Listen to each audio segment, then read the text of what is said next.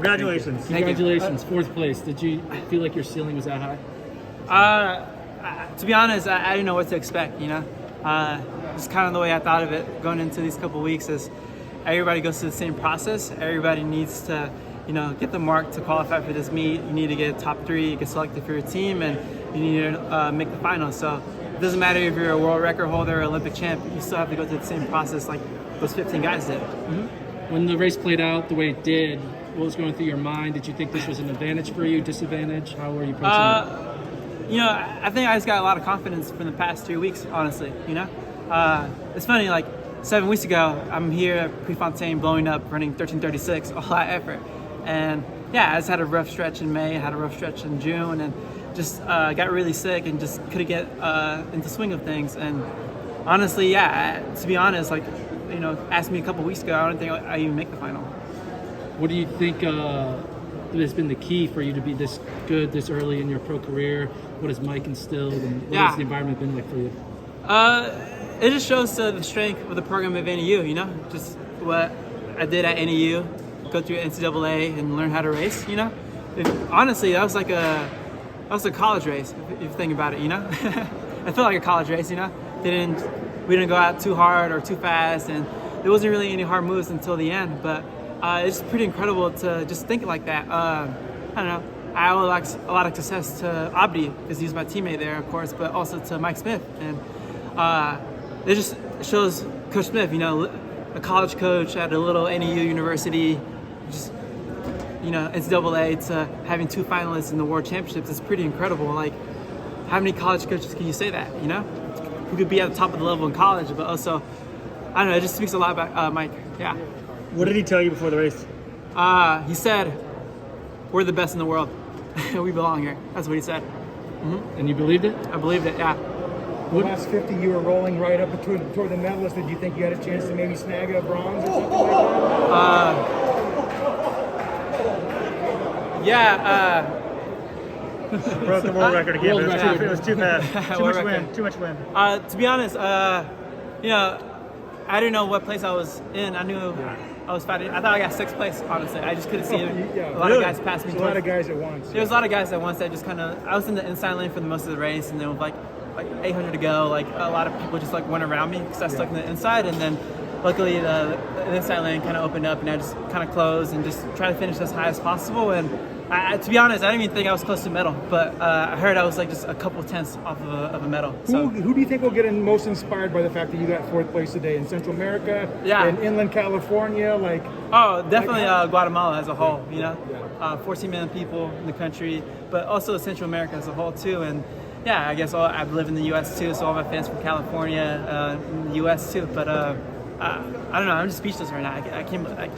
As soon as I crossed the race, I couldn't believe what happened. Like, I saw Abdi hug them, and he's like, "Dude, you got 4th in the world." I was like, "No way, did I?" So he saw it before you did? Yeah. Wow. Hey, what'd you think then? Like, I don't know, man. Like, honestly, like, you asked me like 4 weeks ago. I don't know if I make the final.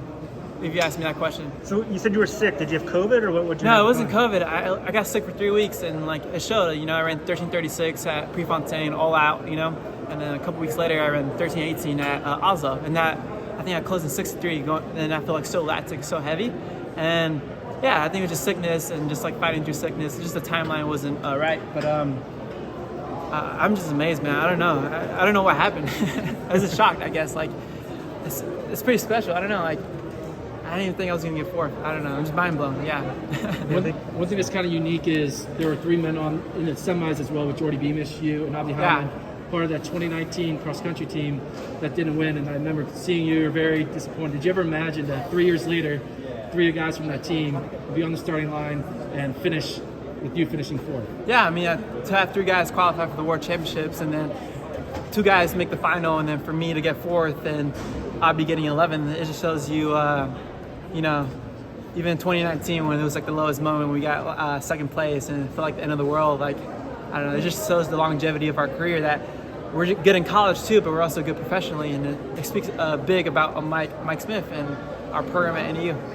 So your dreamer situation, you seem to handle it very well. Like, but can you go to Europe now and compete, or how does that work? It takes a long process. Like, Ray got me into Oslo and Stockholm in March, you know, and for some diamond leagues, you don't know until the week of, you know?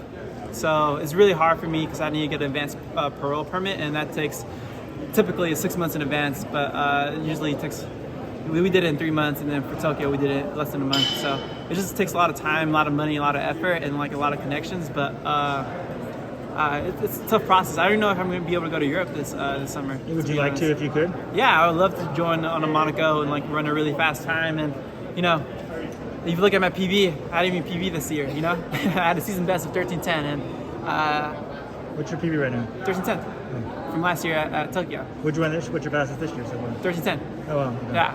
I think I had the second slowest PB heading into this race. I think, yeah, I was talking to some friends, and they said 6 guys ran under 12:50 in the race, and then everybody except for 4 guys ran under 13 minutes that made the final. Yeah, that's great. Yeah. You seem very relaxed or calm. I don't know if it's confidence. Do you always have that, or like? Yeah, it's pretty cool. Like honestly, if I'm being honest with you, like I was more nervous for the Del Mao in January, and that was like the altitude mile, whatever. But I don't know. It just shows. I don't know.